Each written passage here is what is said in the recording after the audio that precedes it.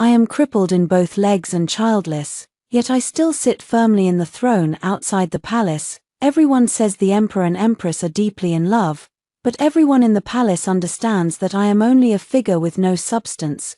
Concubine Xiao is the Emperor Zhu Yang's one and only darling, a gentle and frail physician girl. She is lifted up beyond the rank to become a concubine, and Zhu Yang loves her and protects her, probably because many years ago, on a night of wind and snow, she risked her life to save him, and since then she bore an illness, and I, this empress, have been resenting Zhu Yang for half my life. In the final moment of illness, he unusually sat by my bedside for a whole night, his throat tight with emotion. This life, I owe you too much. I have always understood that the person I met on that snowy night was you, and your legs were broken because you saved me. Just Xiao is fragile and innocent. Without me she cannot live. You have to understand, if there is a next life, I will never betray you. I cannot rest in peace, and I truly wait for the next life. It was still the night of wind and heavy snow. I drew the bow to the full moon, aiming at the man teetering in the snow. The day of my final moment has come. Zhu Yangshan wore a dark silken gold cloak, drooping his eyelids as he looked at me, sitting quietly the whole night. I was as faint as a thread of life, with only a breath left. When I opened my eyes and saw him, I closed them again. The twig-like fingertips curled silently. Can't help but mock myself. It truly shows that the dead are supreme, to the extent that even my enemies are willing to come to see me off at the moment of death. Even so, I hate him, and hate myself for marrying him. What of the title of the queen, disability, childlessness, merely a stepping stone for others' prestige and the subject of private ridicule? The world will only praise him for his magnanimity, tolerance, compassionate and loyal. He remains not abandoning a wife like me. He gains both fame and status, but the one who suffers is me. I was once dashing in bright clothes and full of vigor. If I hadn't saved him, how could I have fallen to this state? In that vast snowy field, I swallowed the sour taste in my throat, supporting him as we shuffled forward, until the snow reached my knees and I could no longer feel anything. I exchanged Zhu Yang's life with my own legs. Before losing consciousness, he entrusted him to the village healer at the foot of the mountain. Young and full of vigor, I was willing to give everything for the person I admired, not caring about gains or losses. How I hate that he never believed me. Goodbye. He became the wife-mate of that female healer. He only insisted that Xiao Ru saved him, and despite my explanations again and again, it only drew his suspicion and dislike. General's mansion actually raised a daughter who pretends to claim others' favors. Xiao Ru's timid temperament hid behind him to look at me, her eyes damp with a touch of fear. Zhu Yang felt sorry for her. They slammed me out along with the wheelchair. Rude action. The wheelchair tilts over. I fall to the ground in a daze, watching Xiao Ru hide into his arms and wipe away tears, watching him softly coax her, speaking in gentle tones and care. A couple deeply in love. I seem to have become the villain in a tale everyone condemns, from childhood sweethearts to the present bred with hatred. Zhu Yang and I spent more than 10 years. All these years, the pain in the air has always trailed me like a shadow. Even though my leg is gone, why does it still feel as if it's there? I toss and turn, grit my teeth, fingertips turning white from the pressure, and I haven't slept well for a very long time. I am dressed lightly, thin, sitting exhausted through night after night. I watch the window as, the fierce wind battering the palace walls, the entire palace wrapped in a blanket of pale whiteness. Finally I fall gravely ill and cannot rise. Empress. His voice hoarse. Why do you refuse to look at me? The hall was deathly silent. The faint rise and fall of my chest showed I still had breath, but I had no strength left to speak. He reached out, and the warm palm cupped my hand, gently gathering it.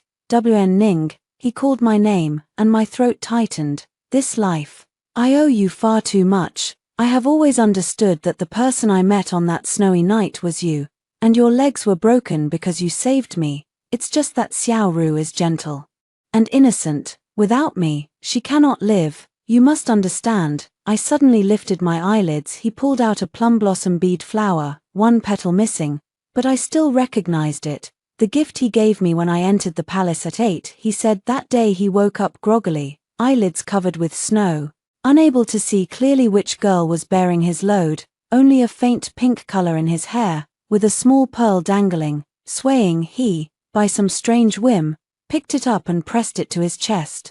After his high fever subsided, he forgot some things. By the time he remembered, he had already become practically husband and wife with Xiao Ru. What's done is done, and he chose to go on with it. He understood the knot in my heart and, before my death, essentially acted like a human once, willing to reveal the truth. But what about me? Only the moon is cold and the days are warm, cooking away a person's life. Since he already knows everything, he watches me suffer in silence, always ordering me to be meek and gentle and see the surge and unwillingness in my eyes clearly. He spoke softly, I give you the position of empress, so you may become the most honored woman in the world, the model of mother to all under heaven. You've done very well. If there is a next life, I would marry you again. On the surface, it looks splendid enough. Those who are unaware are blinded. That is stupidity. The betrayal with willful knowledge is evil. My teeth chattered, and a tear slid from the corner of my eye. Another heavy snowstorm blew outside. Fierce winds gnawed at the window, piling snow to obscure my faint breath. Ju Yang's eyes moved slightly. Seeing my lips quiver, he bent down to listen carefully, waning. What do you want to tell me? I pressed close to his ear, gritting my teeth with all my might, and said, if there is a next life, I will kill you, Empress Dowager. The old eunuch shouted shrilly. The Empress Dowager has passed away. I opened my eyes, panting with rapid breaths. Miss, you're awake. Chundao the maid pushed the curtain aside and came in, carrying a tray with a hot cup of tea. What did you call me? Miss, you've fallen into a deep sleep. I froze for a moment, lowered my head to look at my hands, then pulled back the quilt to see that my legs were intact. Chundao was still chattering on and on. Miss, you slept so deeply. I pressed my palms together and slowly buried my face, shoulders trembling, laughing and crying at the same time. The afterlife's relief swept over me like a wave. Heaven took pity, whether it's reincarnation of the past or just a dream of a golden millet, a fleeting illusion, even to return to a moment when everything could still be undone. Spring Peach sets down the tray and hurries over. Miss, what happened to you? I look up and wipe away tears at the corners of my eyes. I only ask, what day is today? 22nd year of Yongan, Chundao said with worry. Miss, are you sleepy-headed, or have you been at odds with His Highness the Crown Prince in recent days, making you faint with anger? Miss, you should also calm down. It is said that you want to see the snow lotus. His Highness will immediately set off to seek it at the distant mountains. The snow lotus hides in the crevices of rocks, hides in the icy ravines, extremely hard to pick, and your Highness set off without a moment's hesitation, all to make the young lady happy. She sighed with envy. Your Highness has always granted the young lady every request, truly placing her at the top of his heart. Year 22 of Yongan, the Empress issued a betrothal edict. I have just become the crown princess in waiting, in the prime of Ju Yenjing's love. No one in the city was unaware. I silently curved my lips into a smile. I plucked the beaded flower from my hair, broke it in half, and casually tossed it into the nearby stove. Go prepare a horse for me. Ah, miss, where are you going? Your Highness, find me a snow lotus, then of course I will also prepare a gift in return. As I said, if there is a next life, I will definitely kill him. An avalanche suddenly bursts forth. Ju Yang is forced to scatter with his companions.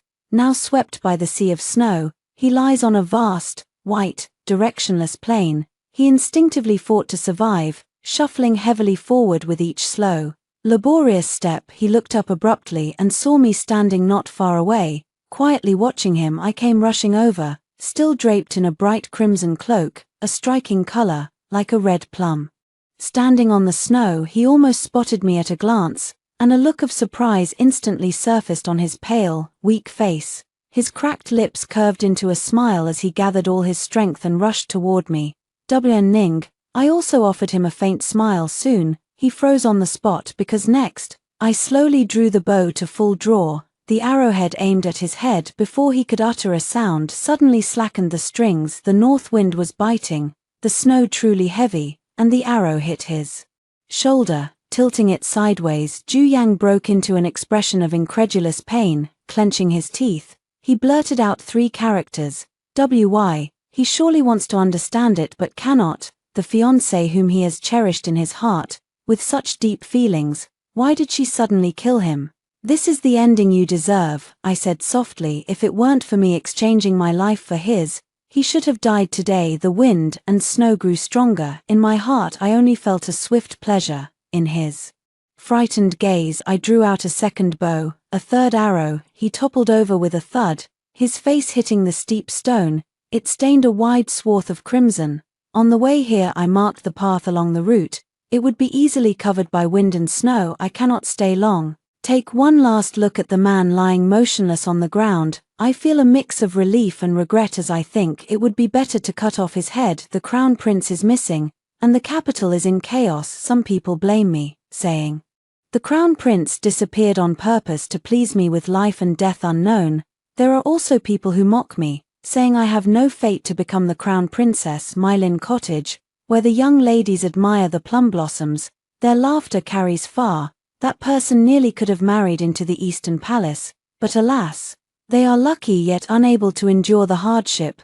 The younger half-sister Shen Yunju covered her mouth, unable to hide the gleeful schadenfreude in her tone. Chun Dao frowned, deliberately raising her volume. "Miss, beware of the steps." Amid the astonished gazes of everyone, I appeared calmly from outside the main door, a circle of pure white fox fur, soft hair around my neck and collar, my expression indifferent. Big elder sister." They fell silent in an instant, trembling as if chilled. Walking up to Shen Yunju, I looked up at her. "Say it again." She bit her lip, her apricot eyes full of defiance. "After my mother died, my father took her mother as his legitimate wife. She, relying on her mother's favor and also leaning toward Ju Yang, often clashes with me. I mean that auntie, blessed by misfortune, can still honor her father at home for a few more years."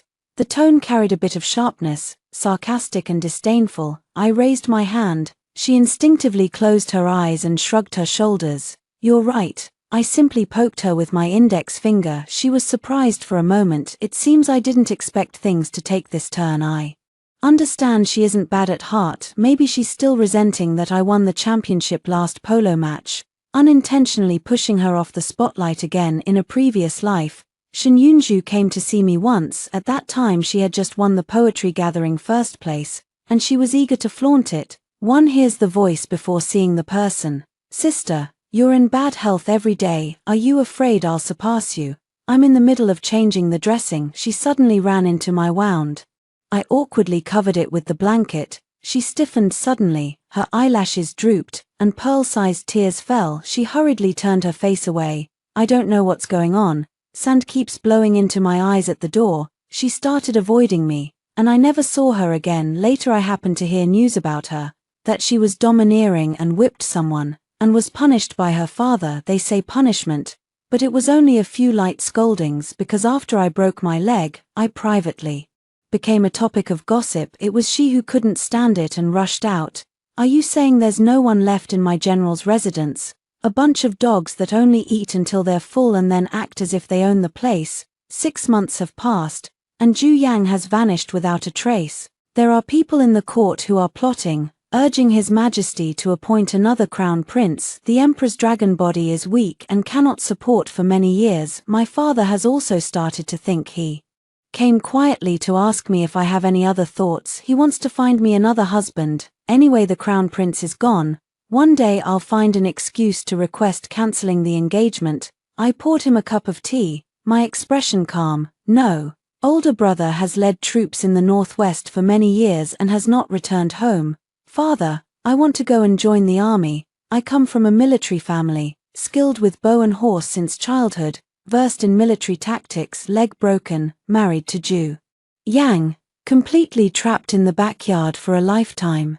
I, with a clear conscience, stand with Ju Yang to be a crown princess, to be empress, to bear the pressure without a single mistake, to do everything best. Yet the world only praises me as Ju Yang's virtuous and capable wife, as his vassal to share his worries. It seems to be my greatest value. I don't want to go through days like this again." My father was about to speak. "General, young master and young miss." His personal guards rushed in, cupping their fists in greeting and reporting, "The crown prince has been found." the teacup in my hand spilled, boiling tea water ran in a circle along my fingers, an iron-like pain. My Lord Father hurriedly asked, "Where is your Highness currently?" Following intelligence, someone claimed to have seen your Highness's traces near Chen Village. Chen Village, the village where Xiao Ru is located. I careless wiped my hands with a handkerchief. Once, then again they, a couple, seem to have deep fate. The thatched hut sits among the bamboo forest. A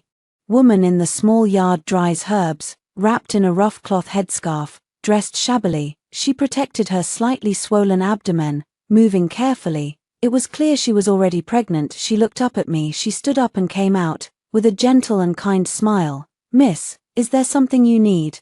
I was speechless as I met her gaze. In a previous life, aside from being born into a criticized background, everyone praised Xiao Ru as wonderful. She bore Juyang 2 princes and a princess, with boundless holy favor, yet she never leveraged her favor to be arrogant. Her disposition was gentle and kind, and she was warm to everyone. She even feared displeasing me, proactively suggesting living in the farthest side hall. She would forever be a pitiful, good person. It seems that only a handful of evil thoughts have landed on my head.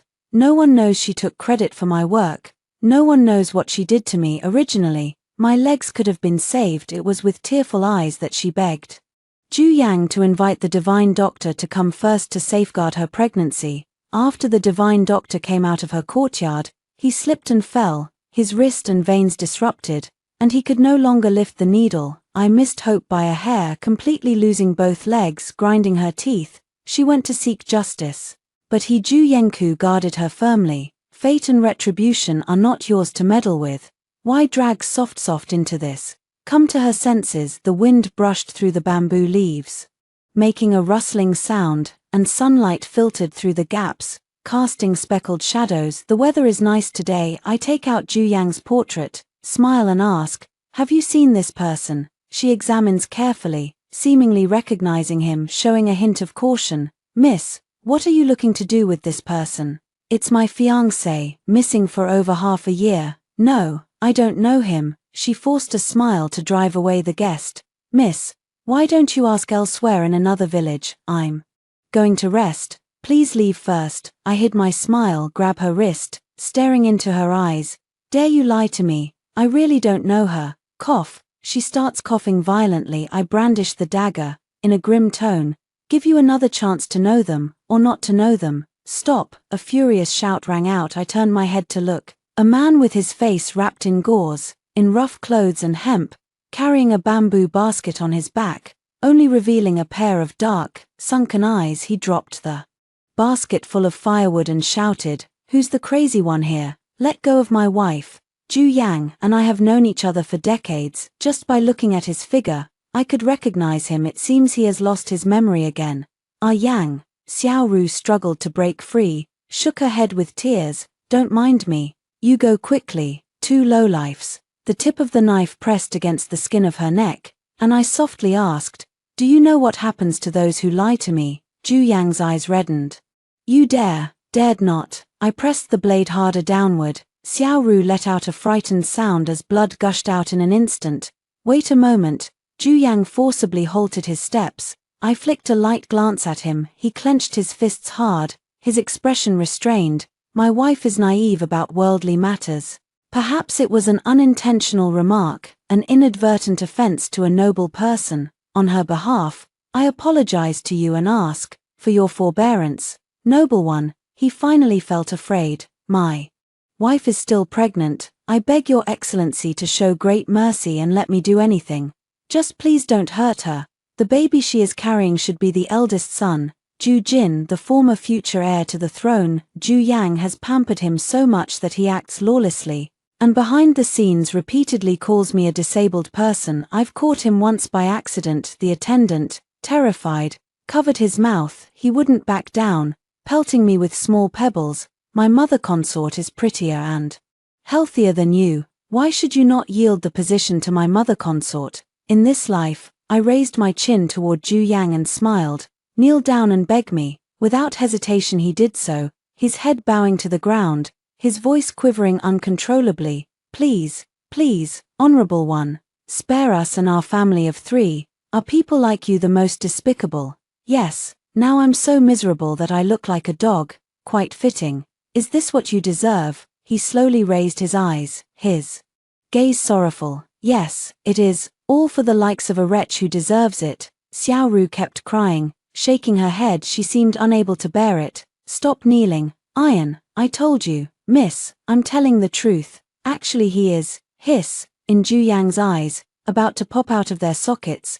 Blood splattered onto my cheek. Do I allow you to speak? My dagger pierced through her throat from front to back, all the way through. Softly, I pulled out the knife and wiped the blood from my jaw with a faint motion. I tilted my head to look at him. Don't hurry, it's your turn. I returned to the mansion with night frost on me, steps swift, expression icy. A figure stands in the corridor. It was my father. His tone is equally heavy. Today's assassination of the Crown Prince. Hurrah, what is going on? I take a deep breath and reveal a smile again. Dad, it was all a misunderstanding. My heart is with the prince. I hurried to find him, and there I encountered an impudent village woman. She concealed the truth and even dared to rebuke me. I punished her on the spot, only to learn she was hiding the prince and treating him as a slave to be commanded. I nearly harmed him by mistake. If it hadn't been for the commander arriving in time, I fear a grave mistake would have been made.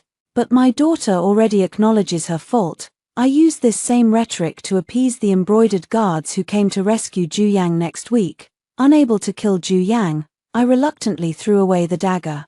Crouching and apologizing, Ju Yang crawls and scoops up Xiao Ru's corpse, begging them to save her, panting hoarsely. Fear and grief thunderingly echo, covering up the laughter I spill out to the side, also slowly covering that little bit of unease in my heart. Xiao Ru is dead. Let bygone sins be. A matter settled at last.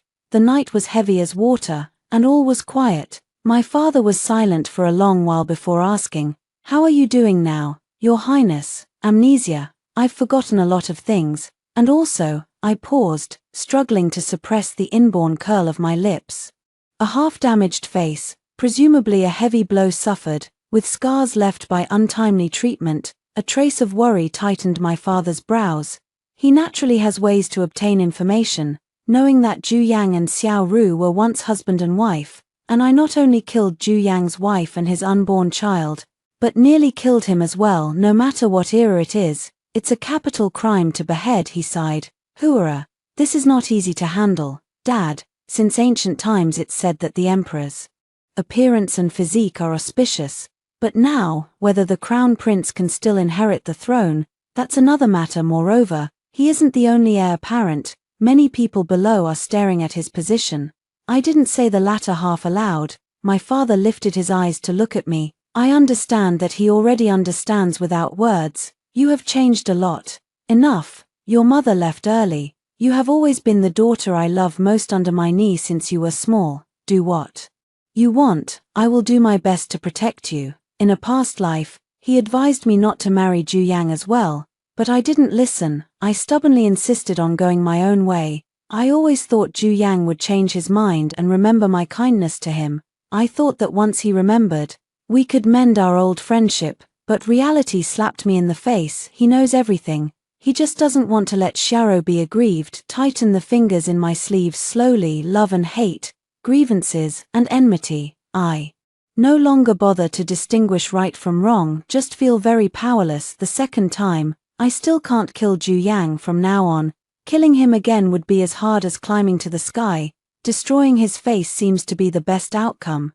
There are hidden currents surging in the palace. I hear Consort Hui personally pleaded to save me. Only a light and not too heavy punishment of copying Buddhist sutras. The eunuch Zhao loudly finished reading the decree. She laughed and said, "Miss Shen, you are really lucky. The noble consort begs the emperor to your side, claiming it was only a thoughtless act. This world is full of portraits of the crown prince being sought, yet the village woman privately hid the crown prince for half a year, concealing her illicit feelings. If not for this, the crown prince's injuries would not have been delayed and would not have received proper treatment. I bow my thanks humbly." Gong Gong Zhao cast a meaning-filled glance at me. "Your Imperial Highness, the consort has me relay a message. If Miss Shen sincerely gives thanks, she should go to the palace to see her.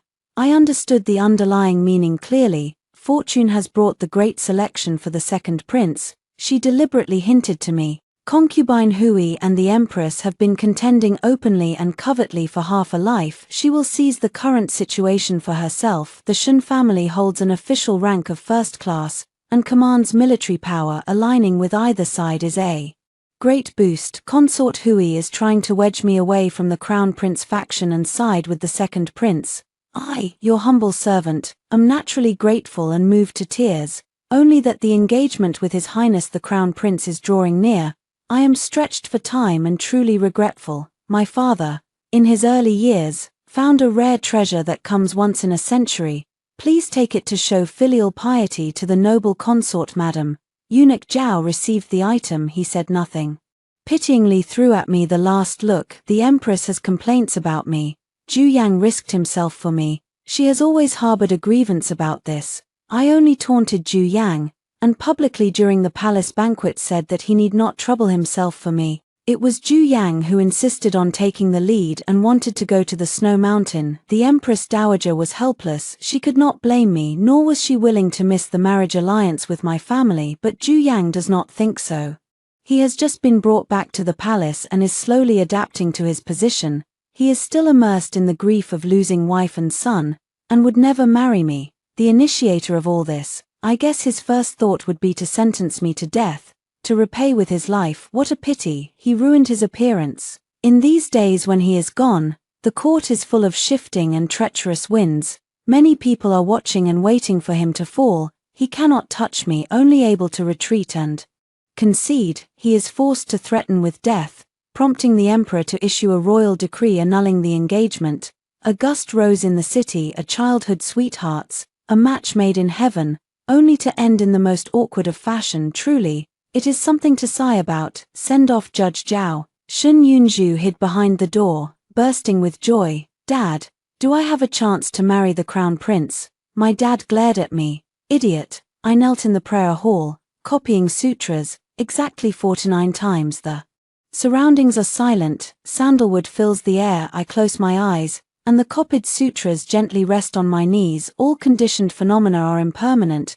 They are the formations that arise and perish. When birth and death are extinguished, nirvana is peace. I entered the path of death and turned to rebirth, gaining 2 lifetimes, yet I feel more restless and unsettled, clearly safeguarding both legs, killing Xiao Ru, retracting the engagement, yet I always feel a fever at the heart, an uncontrollable vexation. When I opened my eyes, through the curling smoke of incense, I saw Zhu Yang's tall figure stride in, as if a pebble dropped into water. Circles of ripples rise in my heart. Suddenly, my spirit is struck with blessing. So what if Zhu Yang destroys his appearance? He has the Empress shielding him, limbs sound, and in the future he may still inherit the throne. Even if not, he can still enjoy wealth and honor, and be a leisurely prince. Not enough what he has tasted of.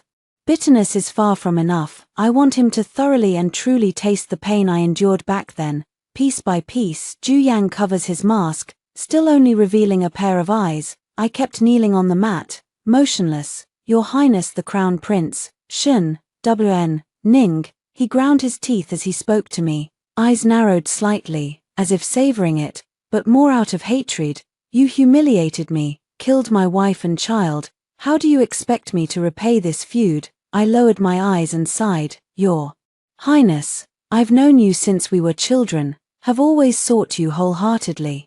Blame her for not reporting the truth, even though I gave her a chance. By now, don't you repent? He stepped closer to me. They say you and I were very close since childhood, but why do I not see any remorse or sadness on your face? Shen waning, harming the lover, should such an expression be? I raised my face and let his gaze roam freely. Your Highness, shut up. He suddenly grew angry. He drew the dagger from his waist and held it to my neck. A dart flew in at once with a flick of the long sword. The frigid air numbed Zhu Yanzhu's jaw and he stepped back 2 paces. I turned my head with him and looked outside. A man in a blue robe, with refined features, spoke softly. Older brother, the Pure Land of Buddhism is not a place for bloodshed. It was the second prince, Zhu Ku. Zhu Yang pressed his lips into a cold line. Seeing someone coming, he restrained his anger, flicked his sleeve, and left. Juku's gaze fell on me. Miss Shin, are you frightened? I shake my head. Silence for 2 seconds. He slowly walked toward me, looking down at me with a clear smile. Miss Shin, now that you have lost your engagement, I have no suitable lady. If you could, I would like to ask you to marry me and make you the principal wife. A straightforward, blunt tone, not so much expressing feelings as negotiating a deal. My backyard is simple. I have no interest in romance, and I'm not keen on taking a concubine. I will respect you and protect you as the only mistress of the royal mansion. From my understanding across past and present lifetimes of Juku, he is indeed a good man, caring for the people and knowing how to entrust the right people. He would be a good choice to become emperor, but he is not the candidate I have in mind. I am tired of a life that sacrifices the self to pave the way for others, and I am even less willing to be a tool for someone else's seize of power. I stand up, supporting my weak knees. I will try to speak as politely as possible. Your Highness's kindness, I gratefully acknowledge. My father has already gone into the palace to petition the court, and today I am to accompany the army to the northwest as an advisor to the War Council's attendant. His Majesty has approved it. Juku was stunned. After a long moment, a bitter smile finally appears. Then I'll preemptively wish Master Shin a swift victory. Leaving the capital, we head toward the northwest frontier. My accompanying retinue is grand and well equipped, sweeping out of the city gates as the people line the streets to bid us farewell. On the same day, Ju Yang would go as well. I am not surprised, even that was expected. He volunteered to guard the princess for Xiao Ru, resisted selecting a concubine, and in the face of great difficulty, he planned to achieve a notable feat to strengthen the crown prince's position. Now the 4 seas are peaceful, only the northwest remains unsettled. He has no other choice and only one road left. Forced to travel with me, the 2 sides and forces converge together. Ju Yang rides at the front, with the horse's tail tied high, fluttering in the wind. There is a strong shadow of the once spirited youth. I stood behind, silently observing. In this life and the next, my path has changed greatly. After I saved him in the previous life, I entrusted him to Xiao Ru. I borrowed a wooden wheelchair again, returning to the capital with my hands alone, taking half a month, the palms worn bloody and raw. He immediately sent people to bring him back and return him to the capital. Who would have thought? In just over 10 days, he had already established wife and husband with Xiao Ru, and he insisted on bringing her back. For her, he would not marry anyone else. I vaguely guessed that his memory recovery was probably due to someone loosening their tongue and agreeing to marry me during that period. By then, a year had passed since he was brought back. He relies on that bead flower to recall memories, now without a token, the time from the previous life has no reference significance. When will he recover his memories if he remembers? I smiled. I remember that I killed him on the snowy mountain, and the expression on his face must be very interesting. With the emperor far away and the royal court behind, his life may not be entirely in his own hands anymore. He seems to sense my gaze. He glances sideways, and the sword in his hand is half an inch drawn from the sheath. The killing intent goes without saying. I respond with a smile. Amid journey rest, Shen Yunju sticks her head out from the carriage curtain and loudly complains, "I'm hungry. I've heard the northwest border scenery is unique." She insisted on coming. "Big sister can go. Why can't I go?" My father frowned and refused. It was her mother who whispered softly and persuaded for a long while before she finally got permission. Say that Shen Yunju should go see the world and temper her mind before departure. Her mother tearfully bid farewell to Shen Yunju, then turned and pressed a peace talisman into my palm. "Zhua is naive. You too will have to trouble the eldest sister along the way. The road ahead is long and perilous. May both of you stay safe." Ju Yangkai rode up. He was very close to me, but he stepped over my shoulder and handed a box of palace pastries to Shen Yunju. "Miss Shen Qi, for you." Shen Yunju froze for a moment, then, touched and flattered, took it gratefully. "Thank you, Your Highness." Ju Yang stood upright, the upper half of his face covered by a golden mask, revealing only a sharp jawline that gave off a sexy tension. A blush of shyness spread across her cheeks. I quietly tucked away the provisions. A gust of wind blew in, and Ju Yang suddenly reached out, gently brushing the disheveled strands of Shen Yunjue's hair from her forehead. The gesture was overly intimate. He glanced at me, her eyes held a cold emotion. With a hint of teasing mockery, I immediately understood what he meant. Perhaps someone helped him recall the times when we were inseparable, and he believed my intense love for him, my deep emotions for him. I killed Xiao Ru. Why can I still feel no guilt? Because I originally held a grudge that Xiao Ru had stolen him away from me, with extremely strong jealousy. This is his thinking. That's why he deliberately got close to my half-sister on my father's side. It's irritating. Just thinking that this is his means of revenge makes me want to laugh. My lord, Miss Xiao Ru's 7th day has just passed not long ago. I think your idea of taking a wife can be temporarily set aside for a while. Shen Yunju hurried up to speak first. Hey, you've already broken off the engagement with the lord, so why are you worrying about so much? Ju Yang treated my sardonic remarks as envy, let out a cold laugh, then left. In the next few days, they grew closer and closer. Shen Yunju became increasingly happy in front of me. How much Ju Yang cared about her. As he deliberately boasted, I propped my book inside the carriage and read without lifting my head, in a faint voice. Shen Yunju, don't be fooled by others and not realize it. Nonsense. I see you just can't stand to see me doing well. I stopped paying attention. Carriages and steeds gradually moved along the narrow path into the deep mountain forest. Stop. Shen Yunju could no longer contain her temper, so she simply picked up her dress and jumped down. She ran on with a light jog to the front, to look for Ju Yang. She wants to prove to me that he is sincere to her. Your Highness, I have something to say to you. We go over there to talk. She pointed to the distant hidden by the branches, clutching her clothes at the chest. Her small face flushed red. It was obvious what she wanted to say and what she intended to do. Ju Yang pressed his lips tightly. The nearby subordinate stepped forward to admonish, Miss Shen Qi, this is not proper etiquette. I lifted the curtain and looked over. Right meeting Ju Yang's gaze, Shen Yunju looked dejected and was about to retreat. He suddenly spoke, good.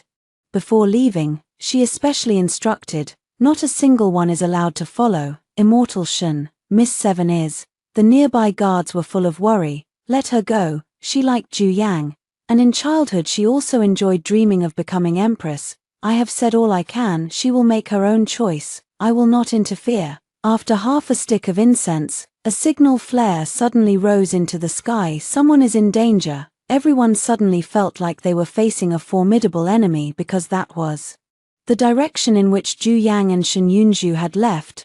The farther they moved toward the border, the more dangerous it became. Here the terrain was complex, with bandits entrenched in the mountains. The two left alone were soon targeted. Ju Yang is skilled in martial arts, but his old injury hasn't healed. Shen Yunju only knows simple boxing and kicking techniques. When faced with vicious criminals, she is utterly powerless. When we arrived, all we saw were traces of struggle on the spot. Ju Yang's entourage suddenly blacked out, almost fainted. Your Highness, how did you lose it again? I take a shallow breath, my palm pressed to my chest, the talisman under my clothes pressed close to my heart. I overestimated Shen Yunju's cleverness. Footprints on the ground are messy, winding forward to indicate the direction. Perhaps it's not too late. I turned my head and gave orders. I'll go over first. You notify everyone to get into position. I'll mark the route along the way and stay on the first possible moment to catch up. There are more than 100 people in total on both sides, equivalent to a squad of elite troops. We can handle it. The bandits tied the two of them and dragged them back to their old lair. Seeing that I was the only one left at the base of the hill, he sneered. A woman dares to risk her life as well. It seems these two are very important to you. If you want to redeem them, each of you must bring 10,000 taels of silver. Nearby, Ju Yang and Shen Yunju were tied up with 5 flowers and a rope. Shen Yunju cried, "Big sister, sob sob." Ju Yang hung his head, unable to discern his expression. They did not bring that much silver on the expedition, I said. Set aside the other conditions. When I couldn't produce it, the scarred man in front, with his eyes darting about, suddenly smiled grimly.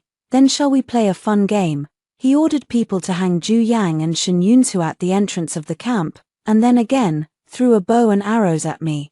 Choose one of two. You pick one. It seems one is your dear younger sister. and the other is your lover, perhaps. I bent down to pick up the bow and arrows, not pausing to argue about his words. I only asked, if the dead are left behind, can the living take them away? Of course, it depends on how you choose. The palm and the back of the hand are both flesh. It must be hard to choose, right? His underling immediately started jeering and clamoring. Scarface eagerly stared at my face. I can't wait to capture the look of my inner struggle and pain. I just crisply answered, okay, bearing the bow, aiming, all in one go. Shen Yunju trembled, closing her eyes, not daring to look. Her crying was thick, yet there was a strong backbone. Elder sister, you should choose His Highness. I'm afraid if you pick me, there will be many heads rolling throughout the entire household.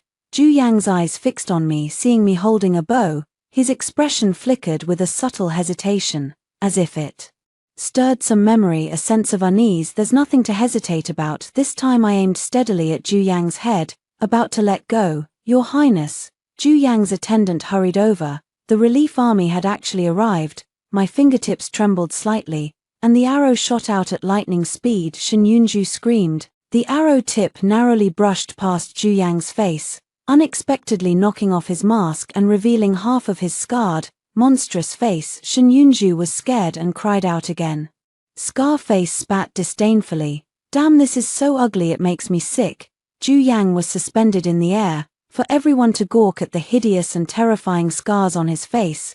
He suddenly turned his face away, the tips of the ears blush with shame and embarrassment. This counterfeit is staffed by only more than 30 people in terms of numbers. We have the advantage. The scar-faced man knows he cannot defeat them, so he releases the 2 people, slashes his great knife across, and uses them as hostages to threaten. Stay back. If any of you dares to come closer.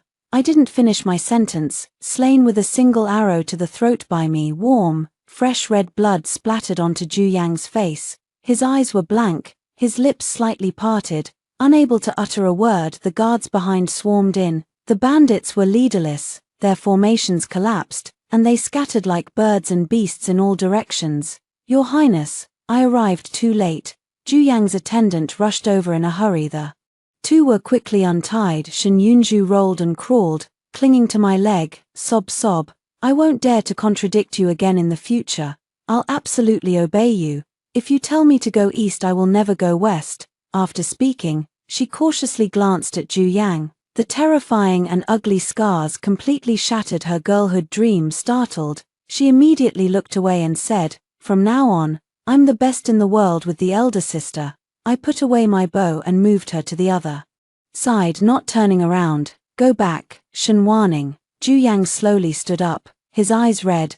Why did you save me? Do you know, I've wanted to kill you for a long time. My steps paused. I turned to look at him and let out a soft sigh. I do not regret it. I am not some savior of his, after all. He was stunned for a moment, uncomfortably. He turned his head away. Night beside the campfire. Zhu Yang, for once, sat next to me and handed me a drumstick of wild chicken roasted to perfection, speaking in a low voice. We are square now. I somewhat understand why they all say you and I are best friends, or perhaps you aren't really a bad person after all. Maybe everything. Maybe it was all a misunderstanding. The upper half of his face was re-wrapped with gauze. I tilted my head to the side and peered, only to see his lips moving incessantly, muttering in a tone gradually tinged with pain. But when I think of Ruru's dying scene, my heart aches so much that I still cannot forgive you. Shen Woning, why did you save me and force me to face a dilemma of no retreat? After a brief pause, he seemed to have made up his mind. I can take you back, but every year you must go to Ruru's grave to bow before her and the child. Let me see your repentance and sincerity. Okay, the bonfire is in front. I casually tossed in a log.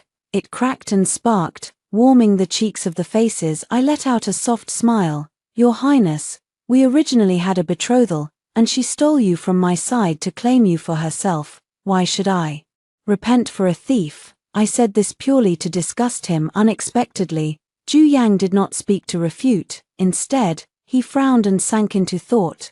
Another sound of argument came from the other side. The accompanying Inspector General scolded Shen Yunju. If it weren't for her insisting on pulling Zhu Yang aside to talk in private, things would not have nearly caused a catastrophe. Shen Yunju lowered her head, longing to hang down to her chest. Zhu Yang recalled the embarrassment of being watched today.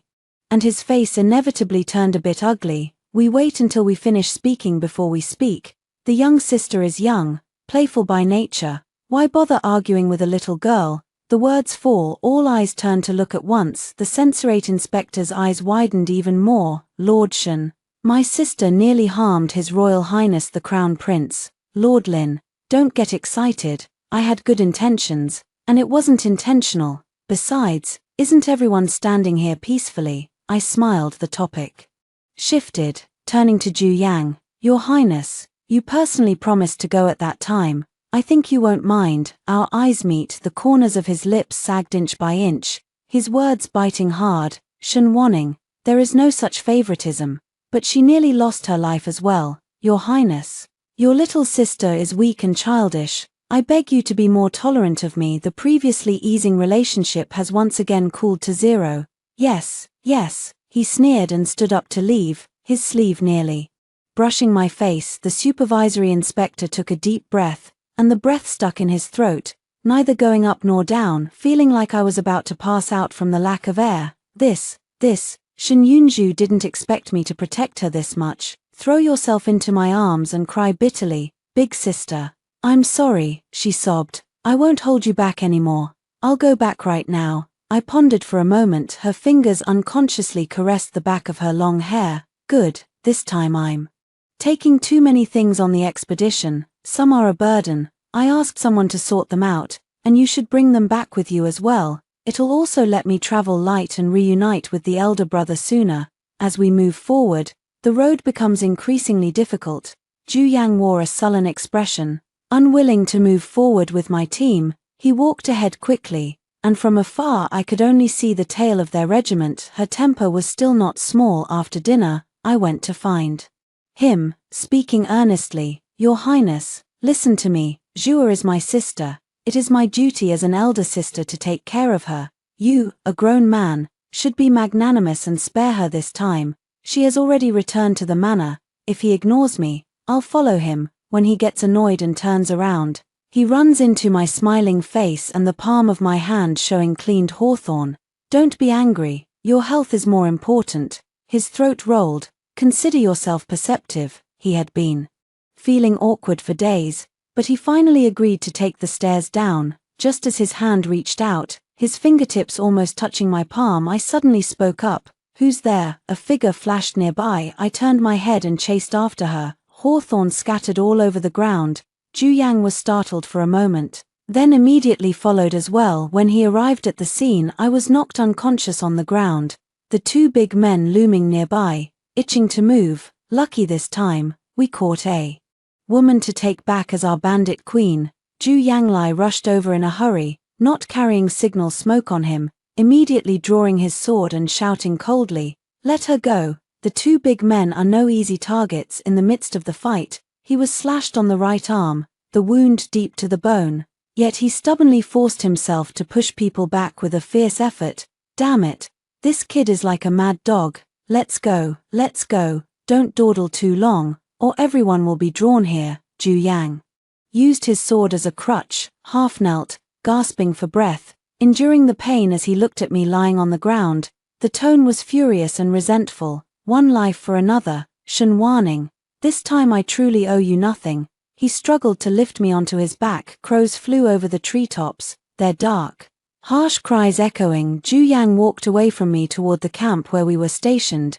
Each step was hard to take. I peeled open my eyelids and sniffed the strong smell of blood on him, and my heart began to count down. 3, 2, boom. He fainted, collapsing to the ground with me. I steadied myself, stood up, and brushed the dust from my clothes. Two burly men waved at me from not far away. My lord, how did my brother and I perform just now? The next day, Zhu Yang and I returned to the camp together. Only, he was carried back by someone, his face extremely pale. I came back walking from another direction, on my own, his lips pale as threads. He opened his eyes and saw the military doctor tending to his wounds. His gaze slowly swept over my face, a relieved smile spread across his lips. Thank goodness. Are you all right? I also forced a smile. Yes, His Highness is concerned. Yesterday I had terrible luck and was captured by mountain bandits. But fortunately a barefoot physician who travels the world saved me. As I spoke, I frowned and turned my head to ask someone else, what happened? Yesterday an assassin wounded His Highness.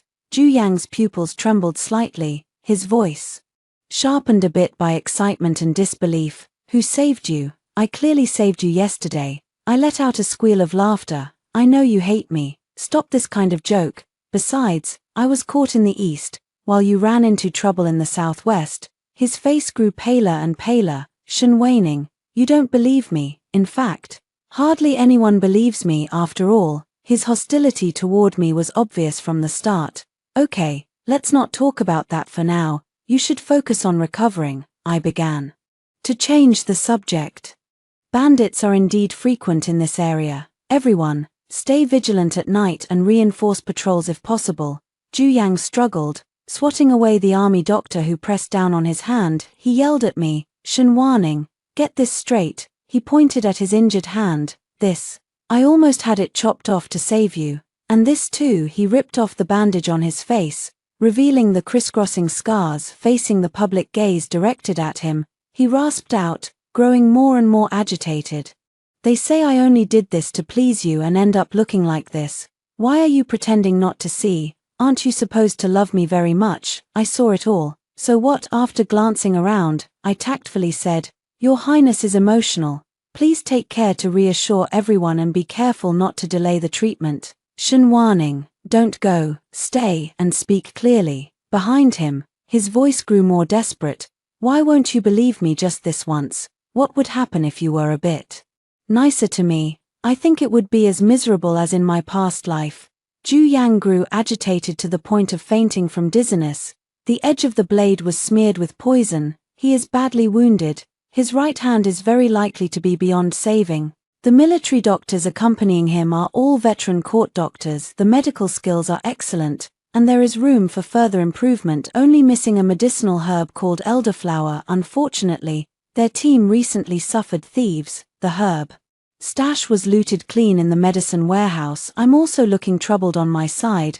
The elderflower was already hoarded in excess before, so it felt burdensome, and I just asked Zhuo to take it back not long ago. What a pity. Military doctors looked at each other in blank confusion. Seeing the despair in each other's eyes, Zhu Yang woke up through the tent. I heard his venting, furious curses when a few army doctors crawled out.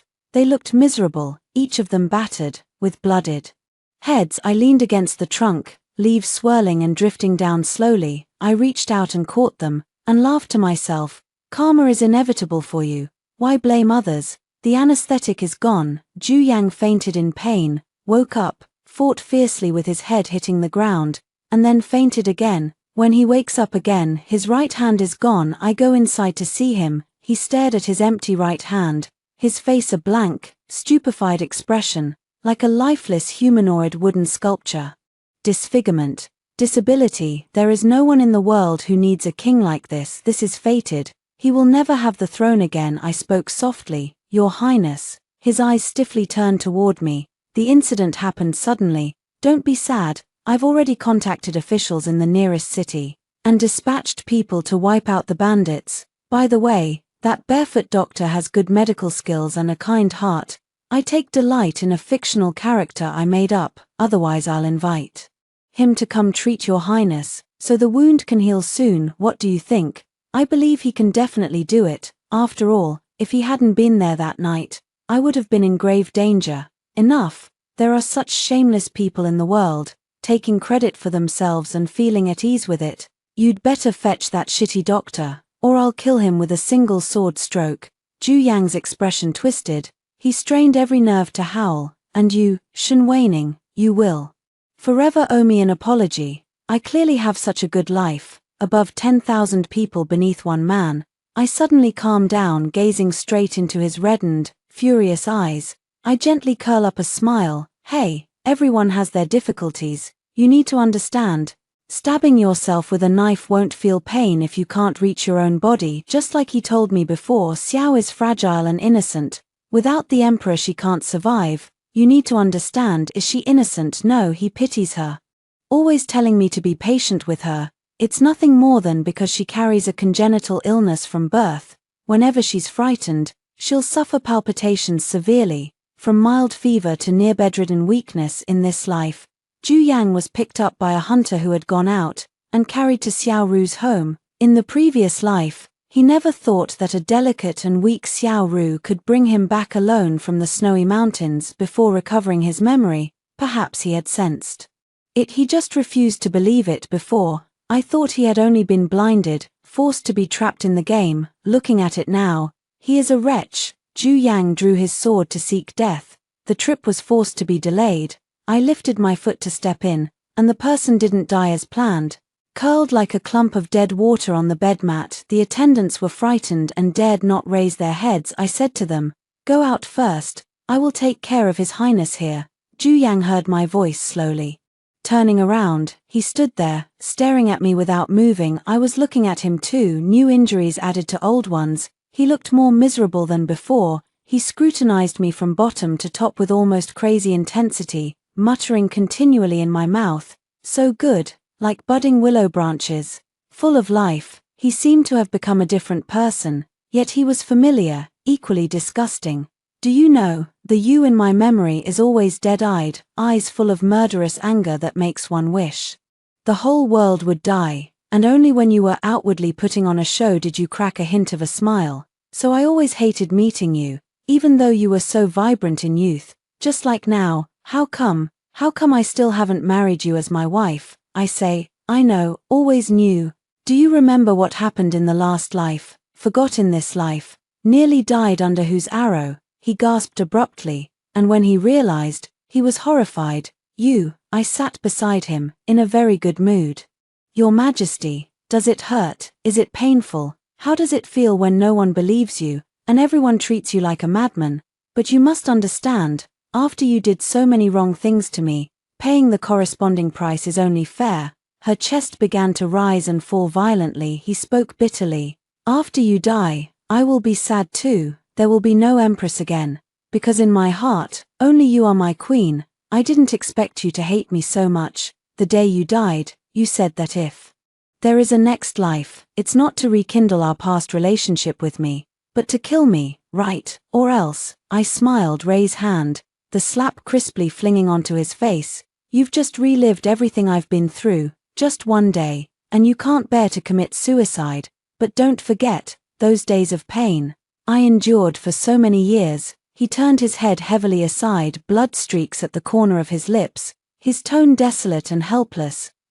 He closed his eyes. I can't tolerate this broken version of myself. It's really painful.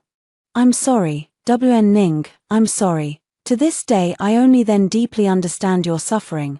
A person like Xiao Ru is indeed despicable. Consider it as me once being blind in the eyes and dumb in the heart, cherishing someone who didn't deserve love. But in this life, I did not betray you. You killed her, and you still can't forgive me. I stood up and cast a glance at his painful expression.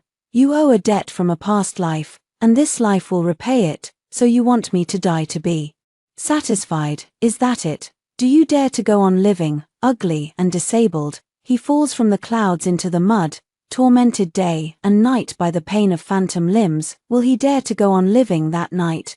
Ju Yang attempted suicide again, slit his throat. Saving a life is noble, but alas, he could no longer speak. Before reaching the frontier, he was forcibly sent back, unable to unleash his ambitions, and ended up with injuries and disabilities. The Empress Dowager resents him for not living up to expectations and is very disappointed in him.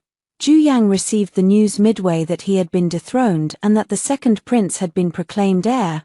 Repeated attempts to take his own life ended in failure, and the man began to lose his mind. At last, he seized the moment when others were off guard. He kept swallowing pebbles, and the manner of his death would be gruesome. Before dying, he cut his index finger and wrote a string of apologies in blood. Sorry. Who is it? He didn't say anything. Even an abandoned prince would not be cared about. The corpse was roughly wrapped. This is his final fate. When I heard the news, my squad had already reached the northwest frontier. Across 1,000 miles of desolate Gobi, yellow sands fill the sky, distant snow-capped peaks gleam, and where heaven and earth meet, Everything is a muddy yellow. I gaze into the distance. I see my long unseen elder brother charging toward me on a horse. He wore a hopeful smile on his face. Sister, thanks for your hard work. From today onward, we will fight side by side. I nodded decisively, my heart surging. The restlessness,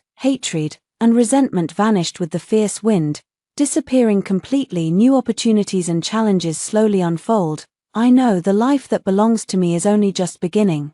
The end. The first story ends here. Don't go away, the next stories will be even more wonderful. I have been the old master's concubine for more than 20 years, and I bore him 3 sons and 2 daughters. Everyone says, you may be a concubine, but your master not only did not marry a proper wife, he doesn't even have another concubine or a chamber wife. You're alone, and you're no different from the main wife. You're only missing one thing, your background. I firmly believe so. After all, the facts are as such. But just when the old master was inspecting suitable wives for my son, I only commented a few sentences on the future daughter-in-law. The old master exploded with rage. Are you a concubine, to be dictating to the main wife? Suddenly, she drove me to the mulberry field again. I was full of grievance. When the children came to see me, I could not help but complain, but my eldest daughter told me, that wasn't the eldest brother's wife selected by our father. It was the legitimate mother father chose for us. No, how could that be? That young girl is only in her teens. I find it a bit hard to believe. The voices have become noticeably sharper. Your dad is already in his 40s or 50s, and you kids too. Which blind to the world high-born noblewoman would be willing to marry your father as a wife? I don't believe it. Eager to leave Zhuangzi, but my daughter blocked my way, hugged me, and whispered in a low voice, Mother, please, I beg you, don't make trouble. I don't want to listen to her words. I don't believe the master would treat me like that. We have been together for more than 20 years. Although I am only a concubine, he has never been bad to me. The family's intermediaries are in my hands. The money is all spent by me. Regarding the few children, I am decisive and unyielding. Why, at the end, would you want to marry a wife? I roared as I rushed outside, but my youngest daughter suddenly came up and gave me a shove, hard enough to knock me to the ground. Have you caused enough trouble? You still have the nerve to make trouble. Why aren't you born into a prestigious family? Why should I have to crawl out from inside your belly? The eldest daughter hurried to support me, then turned around to scold the younger daughter. What are you doing to mother? You have no sense of propriety at all. But the younger daughter only laughed, though her eyes were full of hatred. Mother, big sister, you must control your mouth from now on. The bride who comes in is Our Lady, and her we can only call Aunt Servant. Speaking of this, she could no longer hold back her sobs and shouted at me, What exactly are you? Yourself? Don't you even know yourself? The reason my father never remarried all this time is that, given his status and position, he could not marry a noblewoman from a high family, so he took a concubine and had children first. Now that he has reached a high position, of course he must marry into a distinguished family. Do you know, if it weren't for the 5 of us protecting you, you would have already been sold. I stood there stunned, struck by lightning. Indeed, there is such a custom in this dynasty. When one's status is ordinary, first take a concubine to bear children to keep the ancestral line unbroken. When one comes of age and gains status and position, one then seeks to marry a noblewoman from a prestigious family. If the other family makes a demand to send away the concubine, then she should be sent away again. When the master initially chose to marry me, he considered it this way as well, but he had already risen to power many years ago. Why didn't he marry me at that time? It's the son who is about to marry that suddenly butts in. I opened my mouth wide and for a long time couldn't regain my senses, still couldn't help asking. But your father didn't marry before either, the younger daughter sneered, because he looks down on the daughters of high-ranking officials. What he wants to marry is a daughter from a powerful noble family. Yes, you're right about his swagger. He probably won't settle down at home, but will take a wife from a virtuous, noble clan. And you still despise his arrogance. If you marry my elder brother in the future, you'll likely look down on you, give you and my elder brother a hard time. And so what will become of you then? I am here to be the family matriarch. Do you think I came here to make you this concubine's daughter-in-law? The younger daughter scolded me severely. She ordered me not to make any more trouble, otherwise I would be sold off. The eldest daughter wants to soothe me, but she is pulled away by the younger daughter. Stop soothing her. The more you soothe, the more she gets worked up. She can't even recognize her own identity and status now, and if we go along with her, we're doomed too. Since that day, none of the children have come to see me. I want to send letters outside, but I can't get them out. I have to spend money to grease someone's palm, but no one dares to accept it from me. Gradually, I realized I had been placed under house arrest, pampered all my life. I can't stand this grievance, and I can't help crying at night. Only the mocking and sneering of Mr. and Mrs. Zhuang. You've been in charge for so many years. Do you really think you are the legitimate madam? The master has treated you well enough, taking care of your meals, clothing, and expenses, and you still aren't satisfied. Now even your children have to fawn over the new madam, and you still can't recognize yourself. I never imagined that one day I would be scolded like this by a servant, and I felt both anger and hatred in a moment. My blood rushed to my head. I fell ill directly. No one came to see me. The couple in front of the village head casually bought me 2 bags of herbs to decoct for medicine, saying, "It can heal. If it can't heal, then die. If you die, the master and the new madam will also feel comfortable in their hearts. If it weren't for seeing that you gave birth to so many children, you might have been taken away in the future, and we wouldn't bother dealing with you." I'm burning with dizziness, and in my heart there is only the sadness and grievance of being abandoned. Am I not wanting to be a wife? It's my background that forbids it. I may be from a respectable family and pure lineage, but when my lord took me as a wife, he was already a 7th-rank official. The disparity in status is like heaven and earth. Even being his concubine would already be a lofty ascent for me. I know I am not very literate and my horizons are limited, but I really do not understand. The person who has cared for me for more than 20 years can turn hostile in an instant, disheartened and discouraged, thinking, if I die, I die. To avoid being an eyesore, I stopped taking medicine and fell unconscious multiple times. When I woke up again, my younger daughter stood at the head of the bed, looking pale and worn out. She said, "Big brother's leg was broken. Second brother has become a monk. Third brother, taking advantage of everyone's distraction, ran away from home to join the army, and there's elder sister as well. She spoke up for you. But father kept her locked in the room. Father even plans to marry her off to a coffin maker as a wife. He is nearly 80, with grandchildren all around, yet he only takes a concubine and has never taken a wife, all because his official rank is now the same as his father's." I suddenly widened my eyes.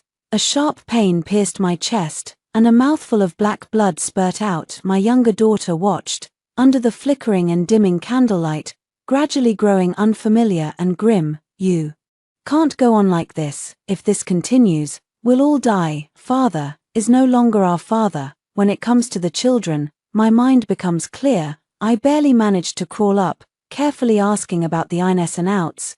Only then did I know the real situation. The elder son, like me, did something stupid.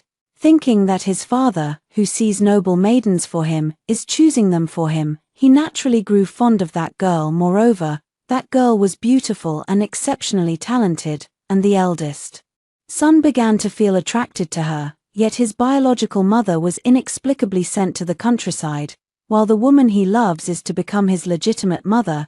He could not accept it himself, had a big quarrel with his father, then, accused of coveting his legitimate mother in an affair, he had his legs broken. The second son was inherently sensitive and timid. Upon seeing this, he directly decided to become a monk. My third son was hot-tempered and single-minded about becoming a great hero. In the past I kept a close eye on him and did not let him go, fearing he would lose his life on the battlefield.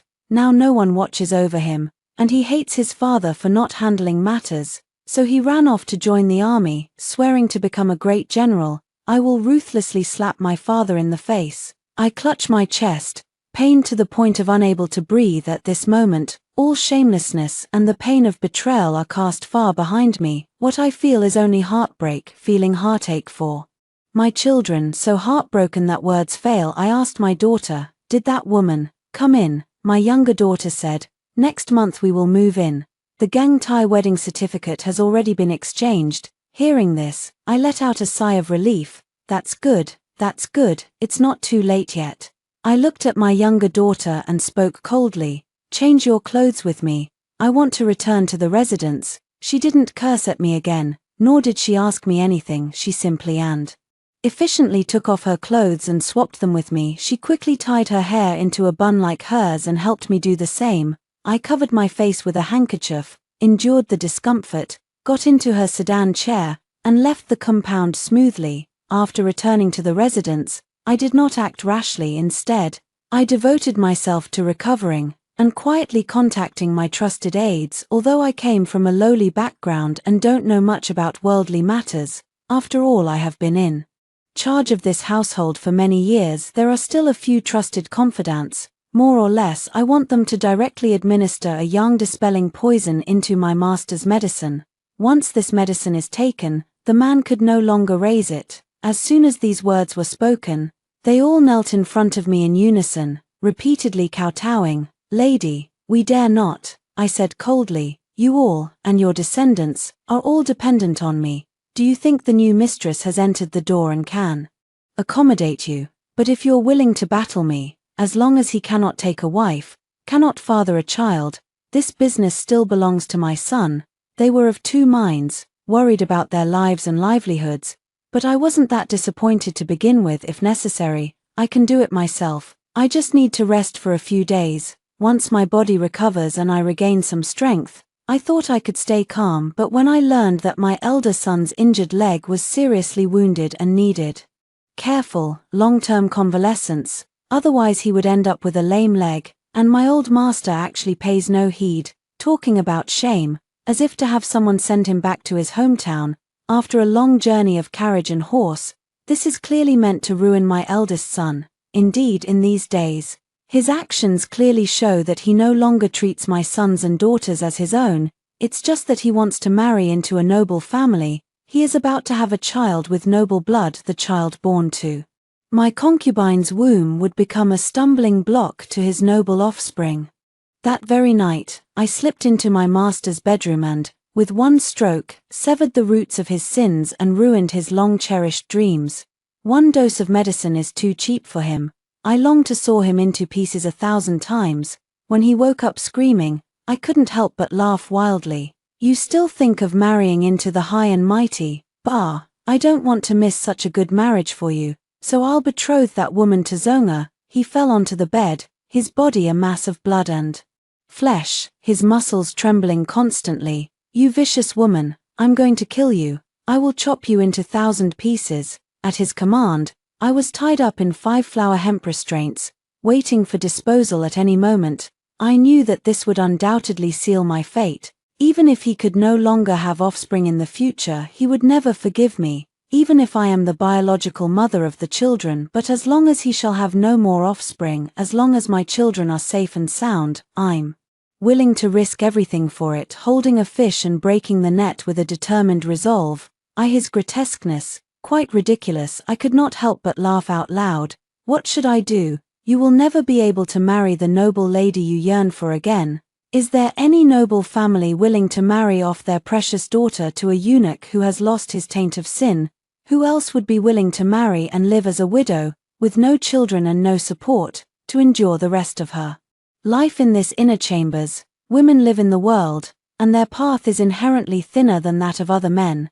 And these 4 square inner rooms are among the few places where women can seek refuge. Descendants, the steward's authority, and the husband's favor. Lose any one of the 3, and it is a dead end, not to mention losing 2. But upon hearing this, he only glared at me with malice, sweating all over in pain. Grinding his teeth, he said, "Do you think that breaking me will make me yield the noble lady of the Jiao family to you? I tell you, as long as I am not dead for a day, that noble woman of the Wang family will be my wife." Housing ancestor, that beast. I'm not dead yet, not his turn yet. I never would have thought that, even at this point. He has not given up the idea of marrying a noble woman from a prestigious family. I was dumped into the storeroom to fend for myself, with no water or food. Every day I rely on my 2 daughters secretly sending people to deliver me pastries to keep me alive, hunger I can endure. I'm more afraid of what that crazy Zhao Yang might do to my child. Reason tells me it won't happen. No matter how crazy he is, he wouldn't lay a hand on his own children, and he can't have any more children now anyway. But that inescapable panic grips my insides like being burned by fire. I endured day after day. Finally, my younger daughter came to see me. Her face was smeared with ash and defeat, and she told me, "A courtesan took my peach. Let's not talk about the family business. I'm afraid there will be little chance of surviving in the days to come." My daughter told me that my husband, who has always been wholeheartedly devoted to me and refuses to take a second wife, is like this. In reality, there is not a shortage of women in the concubine's circle. In addition to the 5 children I bore, he has several concubines. He has always despised them for their humble origins, and wouldn't let them acknowledge their roots. But now, as things stand, he hates me and does not want my children to inherit the family business, so he picked out the most outstanding one and brought her back. Even though I had long been utterly disappointed in him, I did not expect that he would have already betrayed me. No, it can't be called betrayal, after all. He is my master, and in his eyes, I am nothing more than a tool to be used for the time being. But I don't understand, why does he have to pretend so well? He wants to marry a noblewoman from a prestigious family, and he keeps his thoughts hidden in his heart. I can understand, but a man having 3 wives and 4 concubines is a normal thing. Why doesn't he take concubines into the mansion, instead going outside to flirt and father children? The younger daughter heard this and gave a scornful smile. Of course it's for his good reputation. One man who, besides the necessary concubines and legitimate children, remains clean in conduct, and a man who dallies with both women and men, unrestrained by anything. Which one do you think those high-born and noble households would choose? Actually, I wasn't unaware of these words, but Zhao Yang keeps opening my eyes over and over. My heart is filled with extreme sarcasm. She laughed softly, and as she did, tears welled up in her eyes. Seeing this, the younger daughter's face showed a hint of impatience again. Now the household has blocked the news. It can't be spread at all. No one knows what happened at this house. I've already looked into it clearly. The noblewoman who is about to marry in is famous for being jealous and cruel. If she marries in and finds out she's been deceived, then she doesn't want to die. She wants to live a grand, glamorous life. I know my daughter's character very well. I used to think she was too competitive and eager to win. Only now do I realize that people like her, when trapped in a dead end, will struggle to live at all costs. But there is no other move. He has already eradicated everyone in this mansion, all my people. But, if you plead once more, go beg your grandmother and try to move her old heart. My tactic wasn't a failure. At least their lives are spared. Looking at other families, any father who marries a noblewoman into the family, the elder son of the front has all perished or been maimed, and now, each of his children is precious beyond measure. Furthermore, compared to those raised outside, naturally my children are more favored by the family. My heart is filled with sorrow, and I can only grasp this lifeline tightly. But my little daughter gritted her teeth and stomped hard. I will never surrender. Those wild spawn outside also will not tread on my head. She walked away resolutely. No matter how I called, I could not be summoned back. The next day, I was dragged out from the storeroom because I hadn't eaten for so long.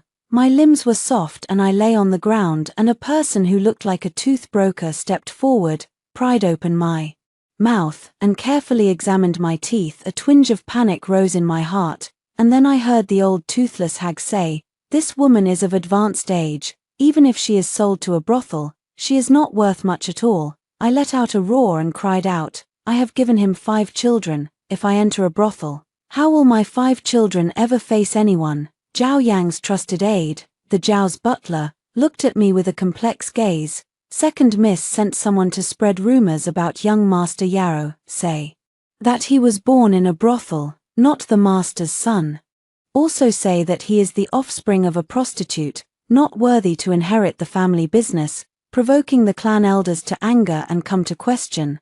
The master said, since the second young lady looks down on those born of prostitutes, then he should also consider him a half-wild child born of a prostitute. Crazy, crazy. Zhao Yang has gone mad at this moment. I only hate that I didn't directly kill Zhao Yang back then, but on second thought, I did want to kill Zhao Yang. The reason I didn't act is that if I had killed him, I would have been sentenced to the death penalty. My children are the sons of a crime. The mother kills father offspring. I can never lift my head to face people in this life again. It's more miserable than death. When Auntie Ya grabbed me and led me outside, I suddenly had strength from somewhere and shoved her hard. I slammed straight into the pillar, and even if I die, I must die with my head held high and clean. I can't let my child bear the blame because of me. When I wake up again, I find myself in my former bedroom, glorious and lavish. Just as I thought all of this was only a dream, pain prickles at my temple. I hold my head, unable to contain a low moan. The wound is real, which means what happened is real. Am I not dead? Then I shouldn't go back to my original bedroom. I am hesitant, but this room was locked, and besides 3 meals a day with someone delivering them at set times, no one could speak to me, and no matter how I asked, the person delivering the meals kept silent until a month later, with drums and bells resounding. The eldest daughter came and released me. Her eyes were red and swollen, her complexion was haggard, she looked as if there was a faint hint of anger hidden somewhere. She said, "My younger sister married the general who maintains the nation. Zhao Yang is afraid of offending the general who maintains the nation, so he let us off. Moreover, mother, in the future you will also be a legitimate wife, with honor and propriety." I felt no joy at all. Instead, it was like a bucket of ice water poured over my head. General who pacifies the nation, is that the general who is already 70 years old and most fond of young women? The eldest daughter nodded with tears streaming down her face and told me, the younger daughter planned to use her family background to ruin that son of a prostitute. Yet, Zhao Yoni would rather endure the elder's grip than spare them. After I collided with a pillar and sought death, my youngest daughter volunteered to seek the general of the nation's guard, the national defense captain, residence. As everyone knows, the general of the nation's guard has already worn out 3 wives and has long wished to take a wife in another household. It has to be a young lady of noble birth. Given the standing of the Zhengguo general's estate, it should not be difficult, but the general has already spoken. Any wife he takes after this will, at his death, commit suicide to accompany him. My younger daughter, in order to save me, in order to save her brother and sister, she sacrificed herself. My heart aches so much I can barely bear it. Fallen ill and unable to recover 3 days later, at my youngest daughter's homecoming banquet, I couldn't attend at all. It was still her who came to the sick bed to check on me. When I saw her, tears flowed down my face in a rush. "It's me. I'm the one who owes you an apology. If only I hadn't become this concubine. Because I am a concubine, so my children are of humble birth and can be discarded at will. If I were the wife, they would be proper legitimate heirs," I mutter softly, but my little daughter simply said, "This has nothing to do with whether you are a wife or a concubine.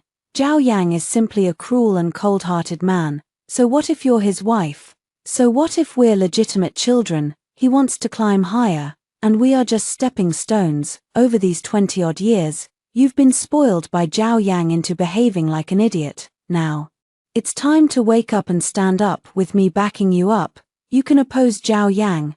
As long as you and your brothers can obtain this family's assets, you will be my greatest support. In the future, I may not need to send that old thing to his grave as a sacrifice. I have always believed that the eldest son is steady, the second son unambitious, and the third son reckless. The eldest daughter is gentle and graceful, and the youngest daughter is domineering, spoiled, willful, and selfish. In the end, she was the one who saw it most clearly. I, with tears in my eyes, listened to every word of her reminders, nodding continually. She said she had sent a message to the Gaomen who were engaged to Zhao Yenda, and they were willing to marry their daughter to my eldest son. She said she had set her eyes on a girl from a merchant family, and would betroth her to her third brother. Although traders may be considered lowly, their wealth cannot be ignored, and they asked me to quickly bring back her third brother to arrange the betrothal. She said she had found a good family for her sister as well, and asked me to quickly arrange the betrothal to prevent future difficulties. I took care of each matter one by one, until the marriages of the children were settled. Xiao Yang has suddenly changed his mind again. He came into my room and spoke to me. At this point, The two of us should make peace. Help me restore my image in the children's minds. I no longer count the things you have done to me." Upon hearing this, my eyes flicked, and I instinctively glanced at his lower body. His face was a little tense, but he still tried to reach for my hand, to be tender and affectionate with me. "Do you feel surprised or puzzled?" "Not really, although these years, he has deceived me a lot. But there is one thing he has never deceived me about, that is, he is adept at reading the situation and adjusting his approach. No matter how much humiliation he has suffered, no matter how big a blow he has taken, as long as he is given enough benefits, he can smile and reconcile." He once really wanted to kill me and a few of my children, but now my younger daughter is thriving at the general's mansion, my several children each have good marriages, he would naturally be willing to come and accept us. Speaking of which, the reason he chose me in the first place was also because you have a gentle temperament, naive and pure. Once you enter the door, you won't cause trouble or stir up trouble. After you come in, you must behave and stay put. Don't ask about things you shouldn't ask. What he valued was precisely how easy I am to handle, and I really am not easy to pin down. Seeing him soften, I thought he really wanted to let it go from now on, but my younger daughter's face suddenly surfaced in my mind. If she knew, I'm afraid she would be very happy too. After all, a family that fully supports you from behind is better than a family that fights among themselves. Of course the former is better. She instructed me. The ones outside. All those wild seeds, I've dealt with them one by one. The children of Zhao Yang are just a few of us. If Zhao Yang shows you goodwill, you should make up with him. Our interests can be pulled together as one. I nodded through my tears and agreed to Zhao Yang's reconciliation request that night. He slept in my room. He has become an incapable eunuch, but he has never dared to let others know about it, so he must need a cover, and I am an unfortunate old concubine who has fallen out of favor. Resting with me, he naturally can sleep only, as if it were proper. These few sentences are also what he told me. Now he has become too lazy to hide in front of me, and he bluntly says that I am just a shield. He also told me to get rid of all those women outside him one by one.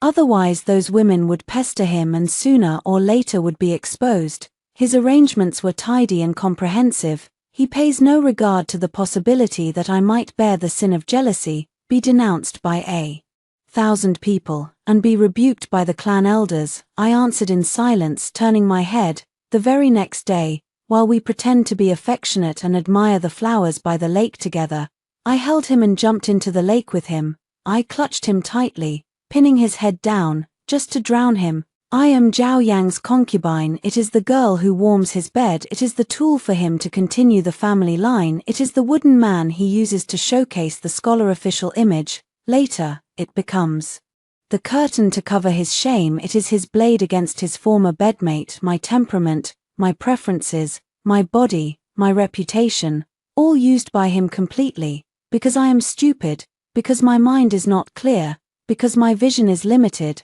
I could not resist him at all, to the extent that he harmed my children. But even so, it is not enough. He still wants me to bear the infamous reputation of jealousy. He wants to use me to coerce his children, a mother's origins, character, abilities, and talents. Influence her children, even her grandchildren. Zhao Yangyuan is willing. Then I dismiss his concubines, which is natural. The demeanor of the main wife. Zhao Yangyuan complains a little. Then I would be the greatest jealous woman in the world, shaming the children. The scariest part is that this is only a few of his orders. In the future, if he wants to control the children through me, he has much better methods. I can't break free from his control because I am his concubine. Oh, no, I am not a concubine anymore now. I am his wife. So what if that is the case? He is my husband, he is my master. It is only natural that he can treat me as a puppet and control me for life. If he doesn't let me go, I can't leave. Even if I once severed the root of his misdeeds, he can still go on taming me in the same way. After all, he has given the greatest sincerity. Let my children inherit the family business then. Naturally, I must yield for the sake of the children and choose to submit. But what gives? He has controlled me my whole life. Now he's suffered a big loss, and he pretends to be this hypocritical person, trying to manipulate me in another way. I want to kill him. Thinking of this, I gripped even harder. Zhao Yang kept struggling until, at last, his body stiffened. Then he softened and collapsed. I did not let my guard down. Holding his body, I sank directly into the lake water. Before marrying Zhao Yang, I am a boatwoman with excellent swimming skills. For me, swimming in water is freer than running on land. Since I married into the Zhao family, I can no longer be with water. The rules on this land bind me one by one, making me afraid to break free and afraid to think of the past. I am forced to rely on Zhao Yang, to flatter and seek my life, completely forget myself. Fortunately, my daughter helped me remember myself again. A woman, as long as she is willing to take the plunge, can still carve her way out of this damned worldly life. No matter how big the waves, it's time to fight for a chance, rather than stand by and wait for death. Until it was certain that Zhao Yang could not die anymore, I finally surfaced, and was pulled up by the servants of the Zhao family. My younger daughter also came. As I passed by her, I said to her, "See, mother is a good swimmer. Even if you were drowning, mother could save you." The younger daughter froze. Later, General Zhenguo suddenly died. According to the last words he left, my younger daughter must be buried with him. So my younger daughter, without thinking twice, jumped into the water. The people from the general's mansion fished and fished but could never retrieve the corpse, and they had to erect a clothing and crown tomb for her. At that time, I had already taken my younger daughter and returned to my homeland. The fish is trapped in a shallow shoal. Rather than merely surviving in that single pool of clear water for a short while, it should strive to extend its life, waiting for what comes next, only to be dried to death in the sun. Might as well make a desperate leap. Who knows, maybe it could escape to a new life. The full text ends. Today's story ends here. If you enjoy this video, please give me a like and subscribe. If you have any suggestions, you can leave a comment. See you in the next video.